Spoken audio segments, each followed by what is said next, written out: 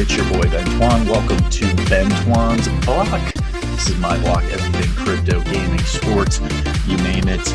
We are getting into it. This week we're going to be getting into NFT article. This is a good little read. They're a little bit longer than what I'm used to, but it is going to be very insightful into what's been happening in the NFT space. This article was written back in September, but I think it's still valuable to know a lot of this stuff and where the NFT market is heading. Real quickly, if you guys have not liked, subscribe, hit those buttons on my channel, Bentwan's Block on YouTube, and it's also on Twitter, Bentwan27. I'm also on Rarible. If you guys are looking for some interesting little art pieces, I have been on an absolute spree recently, just making art out the yin yang on Rarible. Check out Bentwan. Give me a follow. And if you like some of my pieces, put a bid out there. New little thing on Rarible where you can place bids. I like it. Kind of helps you dictate the market a little bit. Really cool stuff. So let's get into this article. The fast growing NFT market is problematic yet promising. Ooh. All right, so yield farming is the process of getting tokens in return for providing crypto assets to fledgling marketplaces. Just like players at an arcade, yield farms put in money and get tokens in return. Then they use tokens to play video games, hoping to win a prize by beating the game. In the NFT space, dynamic is being pioneered by Rarible, where users are rewarded with RARI tokens for buying and selling digital collectibles. However, this dynamic has also created a fresh set of problems related to wash trading. Traders often swap these reward tokens for money on platforms like Uniswap. With more than 33,000 transactions tallying roughly 3.6 million in trading over the last month, according to nonfungible.com, there's such a small market for crypto collectibles that wash trading can sometimes be difficult to identify. So in short, wash trading traditionally means someone putting buy and sell orders at the same time to create the illusion of demand. Very interesting stuff for those of you familiar with Rarible. There's a little bit of this going on. The article goes on to tell us, the statistics behind all this and that. But I'm always curious to know how some of these people are selling some of these art pieces. I just don't know if they just have a big community of followers. I have a lot of respect for other NFT artists out there. But some of these pieces, I'm like, how are these selling?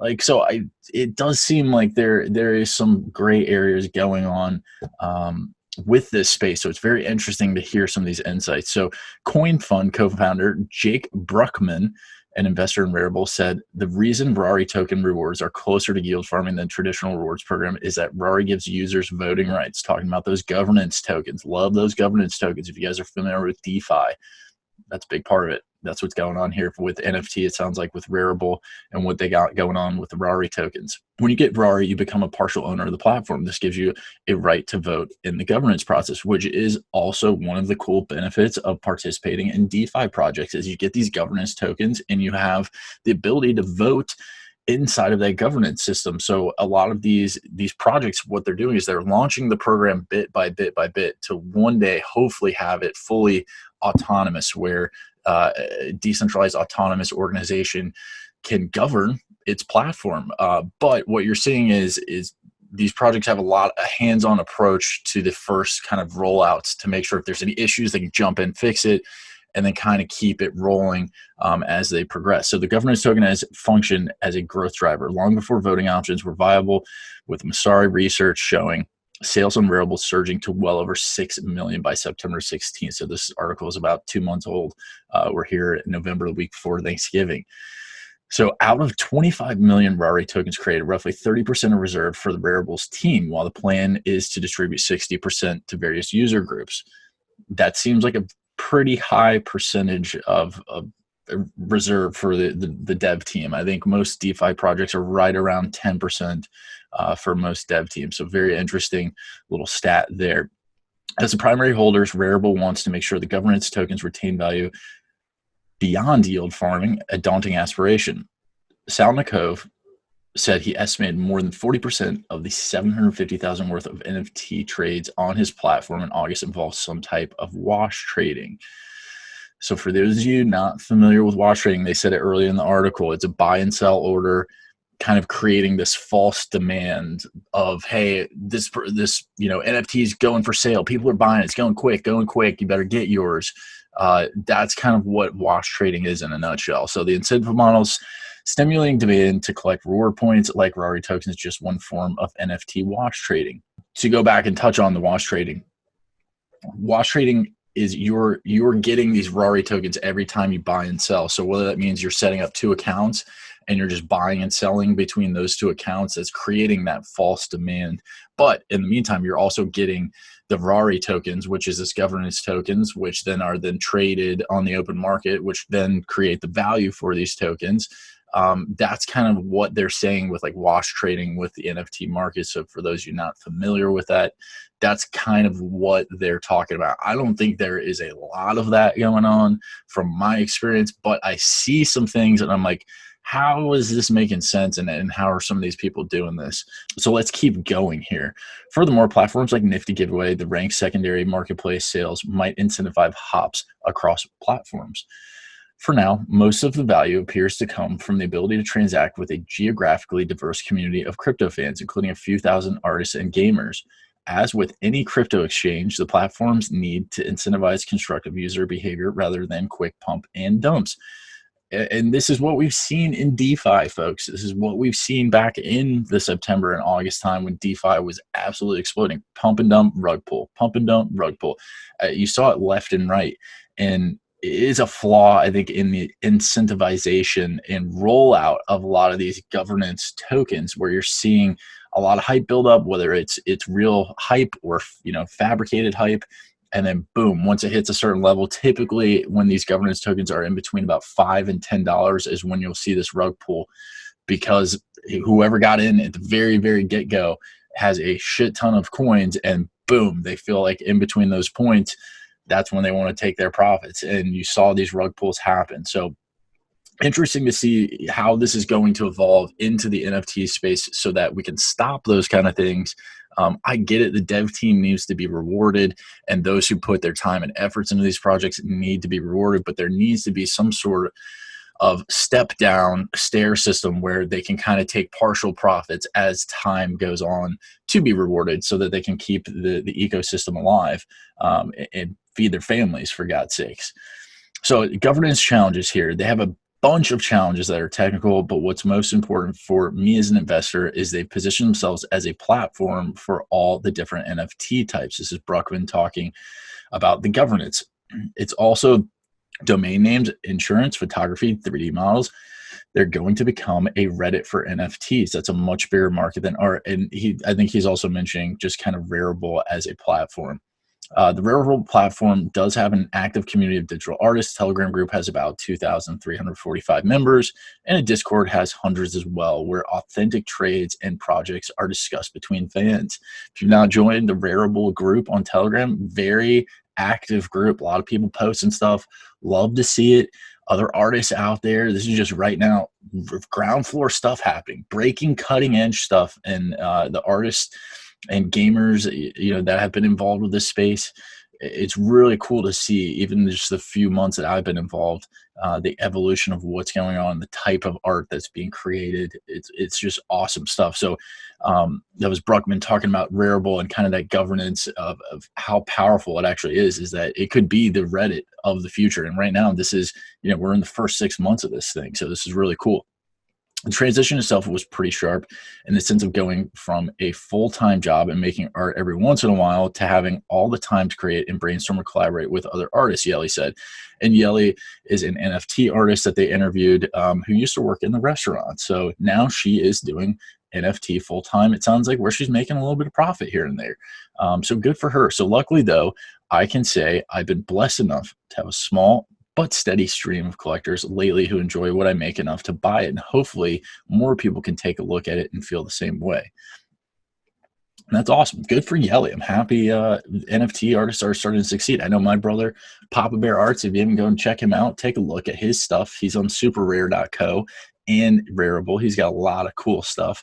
I'm happy to see these artists being able to bring their art to a marketplace. I think that was probably one of the hardest things for a lot of artists to get was just to get their stuff out into a marketplace where people could easily frictionlessly transact and they could be rewarded for that. So there are around 1,400-ish RARI token holders, most of which weren't blacklisted as part of identifying the problematic 40% of transactions, which what they're talking about, the wash trading, and what Bruckman had mentioned earlier, that about 40% of the $750,000 worth of transactions were wash trading. It seems like they've gotten a lot better pulse on who's doing what. I know that, like I said, this article is a little dated, but this is giving us the insights here of the very, very beginnings of things. So some interesting projects related to NFTs were commissioned by a community member in the style of Japanese waifu, and community members were excited about it. One such buyer who traded a flagged NFT, Aaron Ting 8, said in a direct message, pretty much everyone I've talked to who has bought the Yumiko NFT did not get the RARI airdrop. In fact, many did not receive RARI airdrops for other trading activities. So this, I guess, was one of the NFTs in question that RARI kind of put the hold on the airdrop. So they did not issue the rewards for people that bought this particular project. And this was an issue that looks like Aaron Ting 8 had discussed here with CoinDesk. So we have a plan to transition to fully decentralize the system, Salnikov said in a phone interview, adding there will be a way for token holders to delegate their voting power to other parties. There will be a DAO, decentralized autonomous organization, controlling all this.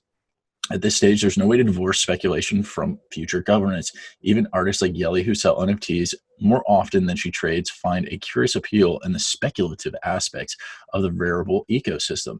The main attractive use of these cryptocurrencies lies in the ability to transact quickly and efficiently, like we were just talked about earlier. But also, I can't say the speculative aspect isn't a main draw. It's fascinating to imagine earning a living in crypto when the value can literally go anywhere.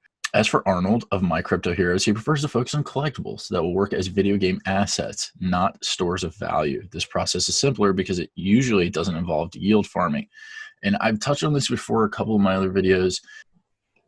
Right now, with where we're at, I think that the video game assets is probably one of the best use cases for NFTs. The store of value is a nice thing to have. Don't get me wrong. It's great. But I think the in-game assets for NFTs is probably the best use case of what we're seeing right now here today. That could change weeks, months from now. With this current evolution of NFTs, I love the store value and actually authenticating, hey, this is a piece of art. There is still some problems surrounding copyrights. People can kind of copy GIFs and then post them on Rarible. So there is some copyright issues right now with authenticating the authenticity. But for the most part, I think the community does a good job of policing itself and making sure those kind of things don't happen. I'm not saying there's not bad actors out there, but these are some of the flaws right now that I'm seeing with the NFT space. The video game assets, though, I think that's one of the coolest parts because that's going to be able to, boom, jump right in and be able to explode here in the upcoming months and years. So on the closing note here, you can compare it to cars. Unless it's a very rare, old, valuable car, it's meant to drive and will lose value over time, Arnold said. Once the infrastructure of lending and staking is in place, I can totally see NFT whales renting their NFTs to players for a revenue share on rewards. And he's referring to in-game assets. So another little food for thought there is if whales are able to accumulate all these, in-game assets for whatever, let's just say it's Call of Duty, let's just say, it's NHL hockey or FIFA, whatever game that you're in, and you're able to stack up all these rewards and then lend those out to other players to use, and then you're receiving interest by lending out that in-game assets. That's what I'm talking about, because I think you're putting time and attention into the game, which is value, and you're earning those rewards, whether it means accomplishing missions or doing tasks or doing a certain amount of time in a game. And then you're able to lend those assets out. You're becoming your own in-game bank in many ways, which I think is really cool, because if I could just jump into a game and then all of a sudden I have like all these upgraded weapons and I'm just paying, a subscription fee to be able to borrow these and lend them from other people that have been putting in way more time, I think that's of value to video gamers. And I know, for example, one of my friends is extremely good at Call of Duty, has everything unlocked, everything's prestige, blah, blah, blah, blah, blah. It's like, yeah, I want to be able to use some of those weapons that he has. Like, why can't he lend those to me? Like, yeah, I'll pay him a fee to do that. Like, I'd do that. Like, that makes sense. Like, I want all the upgraded stuff. I don't want to have to put in 20 hours just so I can get some upgraded gear. Like, I like that kind of stuff. So I think this is cool just to think about these. These are my insights as to what I'm seeing. And thank you guys for stopping by today. I appreciate you guys listening to my thoughts on this week's blog here on Bentwan's Block. If you have not liked, subscribe, please do so. Hit that notification button so you know when I'm posting up the latest and greatest information for you. This is for the NFT space, it's for the DeFi space, it's for sports, it's for everybody out there. I love you guys. Until next time, over and out. Bentwan, deuces.